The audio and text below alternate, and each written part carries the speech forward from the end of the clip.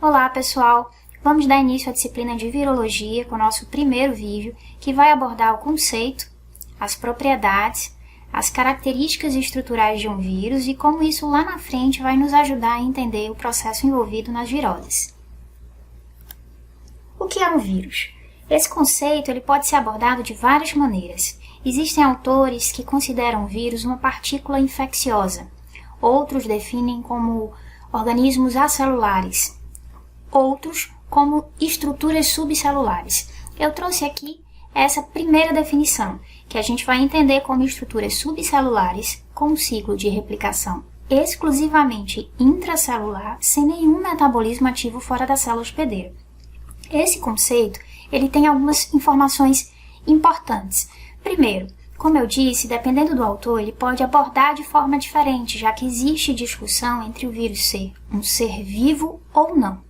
Eu acho que para essa resposta existe muita discussão, então a gente precisa adotar algo que seja inquestionável. Então, primeiro, a gente sabe que o vírus tem uma estrutura muito simples, então eles são estruturas subcelulares, com um ciclo de replicação intracelular. O que é que isso significa? Que o vírus só vai ter o seu processo replicativo quando ele estiver dentro da célula, sem nenhum metabolismo ativo fora dela.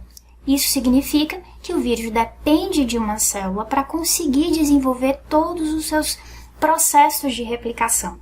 Então, ele é obrigatoriamente um parasita intracelular. Então, a primeira coisa que vocês têm que ter em mente é que o vírus é parasita intracelular obrigatório. A partir disso, a gente consegue desenvolver todas as características que o vírus precisa para que ele consiga lá na frente desenvolver as viroses. Então, pensando nisso, o que é que a gente tem de informação em relação a essas características do vírus? Primeiro, a gente sabe que vírus possui material genético, então ele é uma estrutura subcelular, mas ele possui material genético e proteínas. Então, primeira coisa é que ele pode ter DNA ou RNA, nunca os dois. Que ele possui proteínas, algumas poucas proteínas. Que ele possui membrana lipoproteica. Professora, todos os vírus possuem membrana lipoproteica? Não, apenas um tipo. E a gente vai ver lá na frente que são os vírus envelopados que possuem membrana lipoproteica. Eles não possuem ribossomos, não possuem mitocôndrias e possuem algumas enzimas. Essas enzimas, elas podem ajudar o vírus no processo replicativo, né? No processo que ele vai se replicar, se multiplicar, para ter a possibilidade de causar as viroses que a gente vai discutir.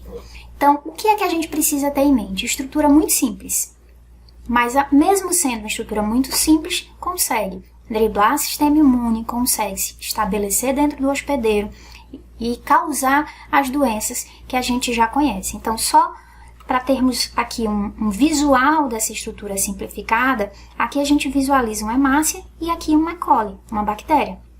E essa extensão do tamanho da E. coli e da hemácia faz com que a gente perceba que os vírus são bem pequenininhos, né? Então, eu tenho vírus aqui de 90 nanômetros, posso ter até 300 nanômetros, mas ainda assim são estruturas muito pequenas e muito simples comparadas com hemácia, por exemplo, e com as bactérias. Então, dito isso, o que é que a gente precisa ter em mente em relação às propriedades do vírus? Que eles se multiplicam dentro das células vivas, já que eles são parasitas intracelulares obrigatórios. O fato da gente utilizar o termo multiplicar tira da gente a percepção de que o vírus se reproduz. O vírus não se reproduz, ele se replica, ele se multiplica dentro das células. Eles usam o sistema de síntese das células, porque eles são parasitas intracelulares obrigatórios. Então, a gente tem que pensar, um parasita, ele se apropria de tudo que o hospedeiro tem para conseguir fazer aquilo que é necessário para ele, né? E aí, a partir disso, induzem a síntese de ácido nucleico viral e de proteína. É importante a gente entender que o vírus é parasita intracelular obrigatório porque ele precisa lá dentro produzir material genético, DNA ou RNA e proteína. Tá, e para que ele precisa produzir isso, pessoal? Ele precisa produzir isso porque ele precisa se replicar. Se ele é constituído dessa matéria-prima aqui, então dentro da célula ele precisa produzir isso. Qual é o objetivo do vírus? Se perpetuar na natureza. E o que é que isso significa? Quando um vírus entra no hospedeiro, se ele ficar nesse hospedeiro e não sair desse hospedeiro para se disseminar na população, ele não vai se manter. Ele vai entrar nesse hospedeiro, vai ser destruído naquele hospedeiro e não se propaga. Então, o objetivo do vírus é entrar em um hospedeiro, se multiplicar, sair e entrar em outro. Se multiplicar, sair e entrar em outro. E assim ele se mantém na natureza, vai passando por um processo evolutivo e vai aprendendo como driblar os obstáculos que ele vai encontrar. E quais vão ser os obstáculos? Sistema imune, né? Que vai tentar barrar esse processo de replicação do vírus. Então, é importante a gente entender que o vírus não causa apenas viroses em humanos. Então, a gente sabe que ele pode parasitar células animais, células vegetais, as bactérias, os fungos, os protozoários.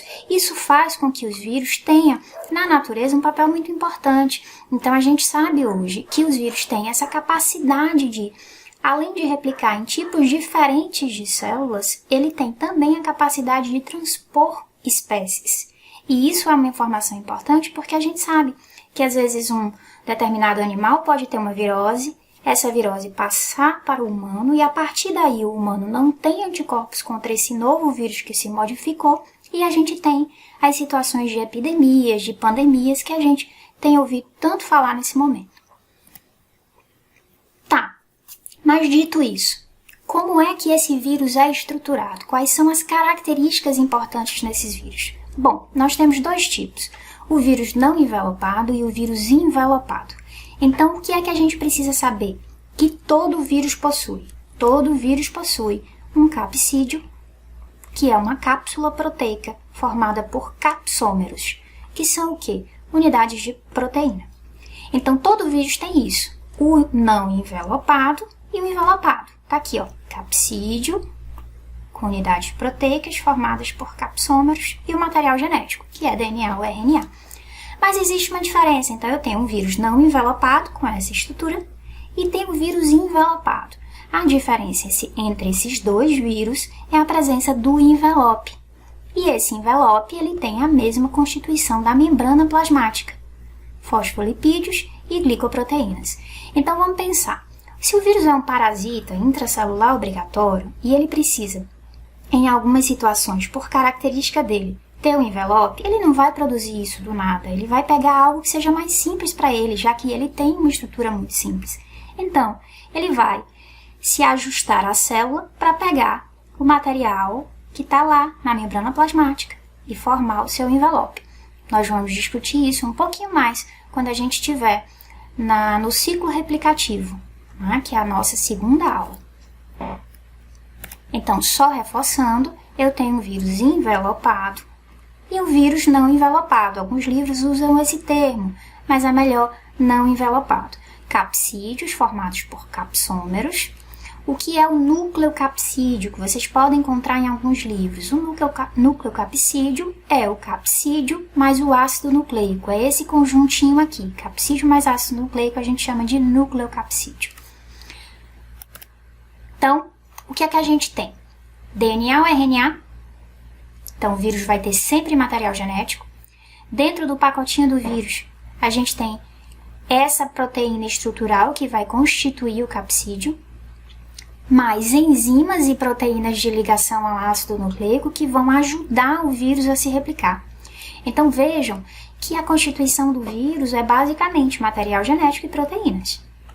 Isso tudo ele vai produzir dentro da célula quando ele parasitar essa célula. Tudo isso a gente chama de núcleo capsídeo. Então, no vírus que não tem envelope, a nossa constituição é apenas essa. No vírus que tem envelope, a gente vai ter o núcleo capsídeo, que é tudo isso aqui, mais as glicoproteínas e a membrana que constituem o envelope. Então, dois tipos de vírus, vírus envelopado e vírus não envelopado. A diferença entre um e outro é apenas a presença do envelope, que tem a mesma constituição da membrana plasmática da célula. Então, aqui, de forma visual, a gente tem a informação de que a gente tem dois tipos de vírus, já mostrando agora formatos diferentes de capsídeo. Então, eu falei sobre o capsídeo, mas eu não falei sobre formatos. Então, a gente vai ver que existem formatos diferentes de capsídeo. Os dois principais são esses formatos aqui. O formato icosaédrico e o formato helicoidal. Tá, então o que é o capsídeo? O capsídeo é essa cápsula que protege o material genético, que é formado por proteínas que a gente chama de capsômeros. Qual é a função do capsídeo? Proteger o ácido nucleico, ligar-se a receptores nas células. Vamos pensar, se o vírus não envelopado precisa entrar na célula, a parte mais externa dele, que é formada de proteínas, precisa se ligar a essas células. Então, as proteínas do capsídeo vão se ligar aos receptores das células, para que esse vírus consiga penetrar na célula. Então, penetrar através da membrana celular e modificar a célula hospedeira, porque a gente tem proteínas aí que vão ajudar a esse vírus a entrar na célula, além disso, a tomar conta da célula para que a célula passe a trabalhar para ele. Então, a gente tem que pensar assim, pessoal. O vírus só tem material genético e proteína. Então, todas as funções que o vírus vai desenvolver, seja entrar, penetrar, assumir o controle da célula para começar a produzir aquilo que é necessário para ele, vão ser desenvolvidos pelas proteínas, já que o material genético só pode carregar a informação. Então, além do capsídeo, a gente tem o material genético, que pode ser DNA e pode ser RNA. Só que não é tão simples, a gente tem tipos diferentes de DNA e tipos diferentes de RNA. Então, eu posso ter um vírus com DNA fita simples, fita dupla e circular. Posso ter RNA fita simples segmentada e fita dupla segmentada. Nós não precisamos decorar isso. Vocês vão, ao longo da disciplina, entendendo que alguns vírus têm materiais genéticos diferentes e que isso vai ter impacto no desenvolvimento da doença. Por exemplo, a gente tem influenza, que é o vírus que causa gripe.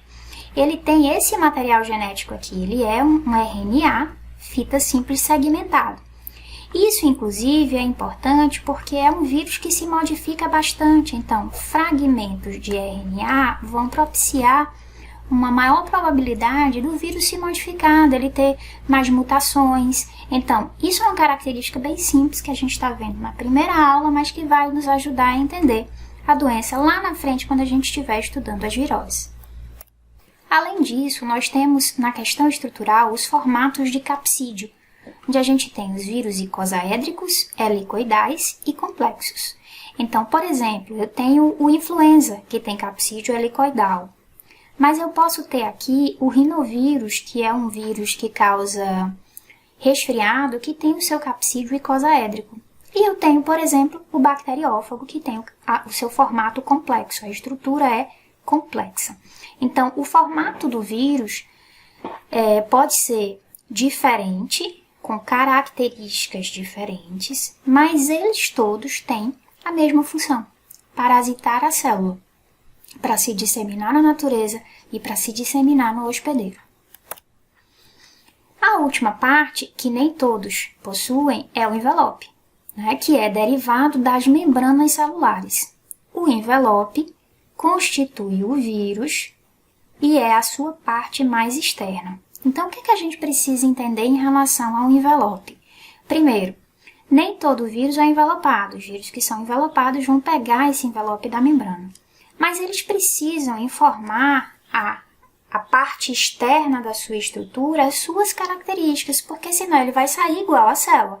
Então, o que ele faz? Ele vai expressar as suas proteínas, as suas glicoproteínas, na superfície da célula. E quando ele sai, ele brota dessa célula, ele pega essa parte mais externa contendo as suas características. Então, todo vírus é envelopado? Não. Quando ele possui envelope, ele precisa sair da célula com envelope. E no envelope vão ter as características, as glicoproteínas, que aí não mais são das células, são do vírus. Um exemplo, o vírus H1N1. Esse H é uma hemaglutinina, é uma glicoproteína. E esse N é uma neuraminidase, também é uma glicoproteína. Isso quer dizer que o vírus entrou na célula, se replicou. E quando ele saiu, ele expressou na superfície H e N, que são glicoproteínas que são definidas como importantes para ele, que caracterizam esse vírus. Por exemplo, nós temos H e N na nossa célula normal? Não. Então, ele produziu essas glicoproteínas dentro dessas células respiratórias e expressou na sua superfície. Dessa maneira, a gente tem um vírus com a sua característica que vem da informação que está no material genético de cada vírus. Então, o que a gente precisa entender? Qual seria a função do envelope? A função do envelope é se ligar às células, porque ele também é a parte mais externa, né? E a partir dessas glicoproteínas, a gente vai ter a ligação do vírus à célula que ele pretende entrar e a partir daí o ciclo replicativo. Exemplos de vírus que são envelopados, por exemplo, nós temos o HIV, nós temos o vírus da hepatite B, da hepatite C, da hepatite D, nós temos dengue, zika, chikungunya, febre amarela, nós temos vários tipos de vírus. Então, dessa maneira, a gente finaliza o entendimento do que é um vírus, um parasita intracelular obrigatório, que precisa entrar na célula para conseguir assumir as suas características, replicar e sair para entrar em novas células e dar continuidade ao processo. O vírus consegue replicar em vários tipos celulares diferentes, em várias espécies diferentes e consegue, inclusive, transpor a barreira das espécies. É importante a gente entender que essas características do vírus, como o tipo do material genético, como ser não envelopado ou envelopado, isso vai ter repercussões lá na frente, quando a gente estiver estudando as viroses num formato clínico, para entender como é a manifestação da doença.